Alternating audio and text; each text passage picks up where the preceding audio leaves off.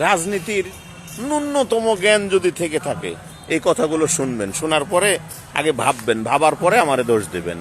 ন্যূনতম জ্ঞান যদি আপনার ভিতরে থেকে থাকে, দেশপ্রেম যদি থেকে থাকে, আপনি মনে করেন আপনি আপনার বাবার বড় ছেলে, সুসন্তান, আপনার বাবার পকেট থেকে 50,000 টাকা চুরি করছেন। চুরি করার পরে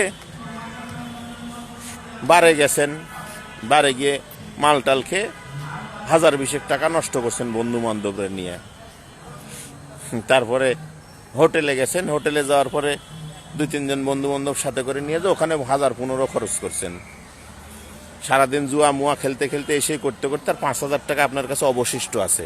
এখন আপনি চিন্তা করতেছেন আব্বার পকেট থেকে তো 50,000 টাকা মাইরে দিছি রে, তা আব্বার জন্য যদি কিছুই না নিয়ে যায় তাহলে তো বাড়ি দুটা আজকে ঝামেলা আছে। আরঙে যায় 2,400 টাকা দিয়ে একটা পাঞ্জাবি কিনছেন, আর থাকে কত 2,600 ভিতরে একটা ভালো দেখে লুঙ্গি কিনছেন, আর একটা পায়জামা কিনছেন, কিনে আর একটা ভালো দেখে গামছা কিনে টাকা 50,000 কমপ্লিট নিয়ে এসে বাপরে বলতেছেন আব্বা এই যে তোমার জন্য পুরস্কার নিয়ে এসছি, আমি বাড়ির বড় ছেলে, আমার একটা দায়িত্ব আছে না, তোমার জন্য পুরস্কার। ওই বাপ কি আপনার উপরে খুশি হবে বলেন?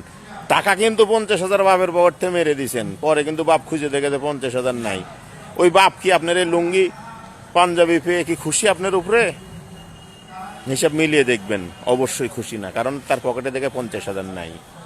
তেমনি আওয়ামী লীগ সরকার যে আমাদের উন্নয়ন করছে তার প্রথম নমুনা বলি, 2টে বলে কিস্তি শর্ট পড়ছে পদ্মা সেতুর বছরে 858 কোটি টাকা টোল উঠে, 2টে কিস্তি শর্ট পড়ছে। কিস্তি হচ্ছে 800 কোটি টাকা।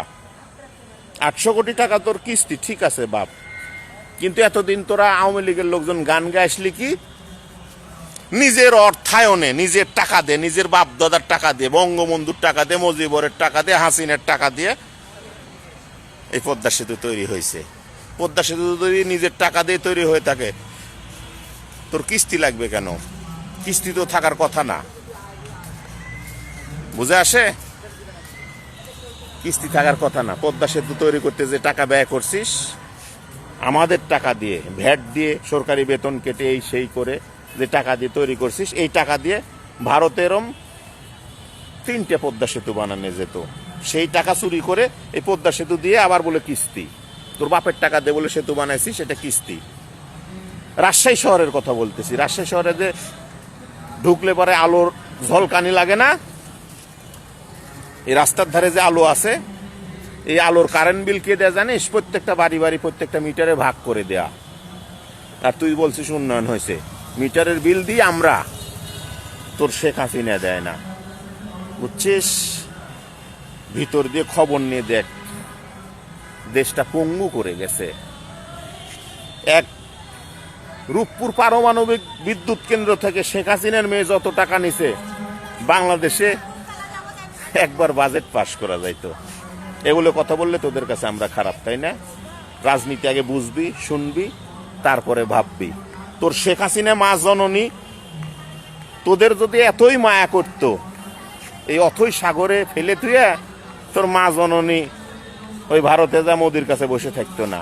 কার জন্যে মায়া করিস, কার জন্যে দরদ দেখাস? ও হঠাৎ করে বিধবা ভাতা, গর্ভবতী ভাতা, প্রতিবন্ধী ভাতা বন্ধ হয়ে গেছে, তাই মহব্বত, তাই মাথা ঠিক নাই? ওয়েট কর বাবা, এত তাড়াতাড়ি মাথা নষ্ট হলে তো হবে না। 17টা বছর কয়দিন বাড়িতে ঘুমাইছি, মামলা হামলার পিছনে যতগুলো টাকা ব্যয় করছি, জেলখানা যত পানি খাইছি, তোর তো অত পানি দিয়ে গোসলই করিসনি, তাতে এত মাথা ব্যথা? ওয়েট কর বাপ, ওয়েট, সামনে বহুত কিছু বাকি আছে, ঠিক আছে?